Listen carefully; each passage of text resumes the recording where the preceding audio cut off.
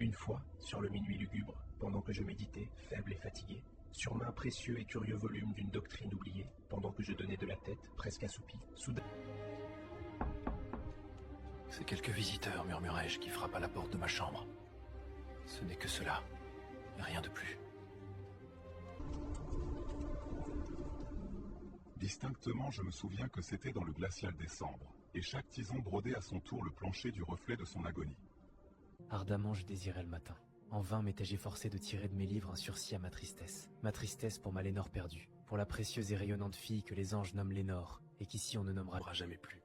Et le soyeux, triste et vague bruissement des rideaux pourprés me pénétrait, me remplissait de terreurs fantastiques, inconnues pour moi jusqu'à ce jour, si bien qu'enfin... Pour apaiser le battement de mon cœur, je me dressais répétant: c'est quelques visiteurs qui sollicitent l'entrée à la porte de ma chambre. Quelques visiteurs attardés sollicitant l'entrée à la porte de ma chambre. C'est cela même, et rien de plus. Scrutant profondément ces ténèbres, je me tins longtemps, plein d'étonnement, de crainte, de doute, rêvant des rêves qu'aucun mortel n'a jamais osé rêver. Mais le silence ne fut pas troublé, et l'immobilité ne donna aucun signe. C'était moi qui le chuchotais. Et l'écho me répond. Lénore. Purement cela, et rien de plus. Rentrant dans ma chambre et sentant en moi toute mon âme incendiée, j'entendis bientôt un coup un peu plus fort que le premier. Sûrement, dis-je. Sûrement il y a quelque chose aux jalousies de ma fenêtre. Voyons donc ce que c'est et explorons ce mystère. Laissons mon cœur se calmer un instant. C'est le vent et rien de plus. Je poussai alors le volet, et, avec un tumultueux battement d'ailes, entra un majestueux corbeau digne des anciens jours. Il ne s'arrêta pas, il n'hésita pas une minute. Mais, avec la mine d'un lord ou d'une lady, Il se percha sur un buste de Pallas, juste au-dessus de la porte de ma chambre.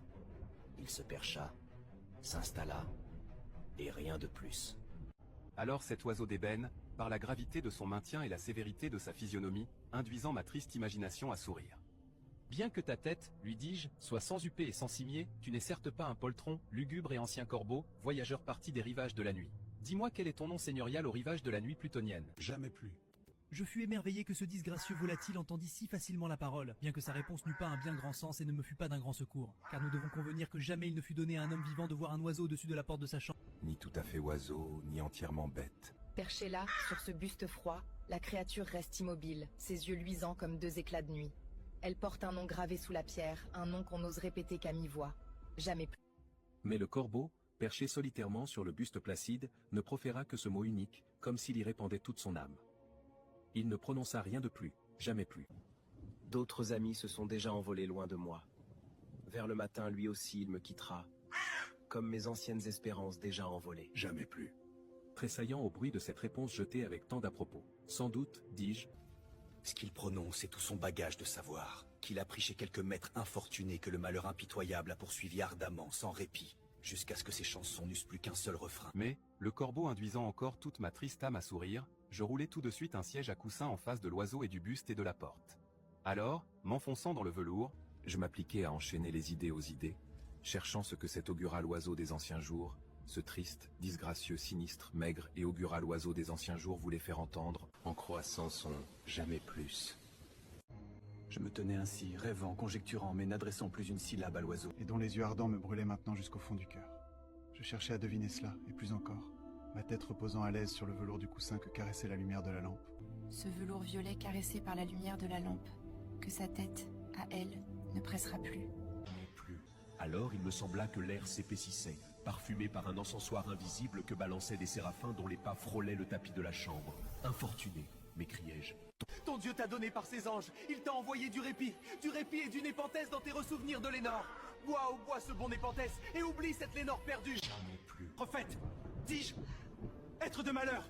Oiseau ou démon, mais toujours prophète, que tu sois un envoyé du tentateur, ou que la tempête t'ait simplement échoué, naufragé, mais encore intrépide, sur cette terre déserte, ensorcelée, dans ce logis par l'horreur hantée. Dis-moi sincèrement, je t'en supplie, existe-t-il ici un baume de Judée? Jamais plus. Prophète, dis-je être de malheur, oiseau ou démon, toujours prophète.